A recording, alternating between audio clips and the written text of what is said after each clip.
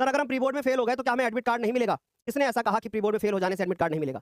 सब कुछ मिलेगा। लोगों ने आप लोगों को यूट्यूब पे इतना डरा दिया है ना, कि आप लोग पता नहीं कैसे ट्रस्ट कर लेते हो।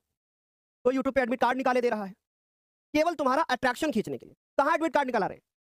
10 फरवरी के पहले एडमिट कार्ड नहीं मिलेगा, इस बात को नोट कर लो कहीं पर भाई। अगर 10 फरवरी के पहले एडमिट कार्ड मिल जाए तब कहना। 10 फरवरी के पहले एडमिट कार्ड नहीं मिलने वाला। तो जब 10 फरवरी तक आपको एडमिट कार्ड नहीं मिल रहा तो तुम उसकी टेंशन क्यों ले रहे हो? लोग तुमको पागल बनाते हैं, बेवकूफ बना रहे हैं, कोई भी न्यूज़ डाल दे रहे हैं, तुम लोग उसको ट्रस्ट सही मान ले रहे हो।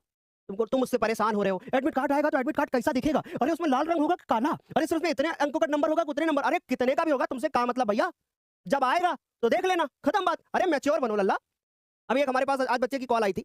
वो बोला, अरे सर एडमिट कार्ड आ गया है, आपने जानकारी नहीं दी। हमारी टीम ने फ़ोन उठाया, तो टीम ने यही समझाया कि भैया जब एडमिट कार्ड आएगा तो आपको मिल जाएगा।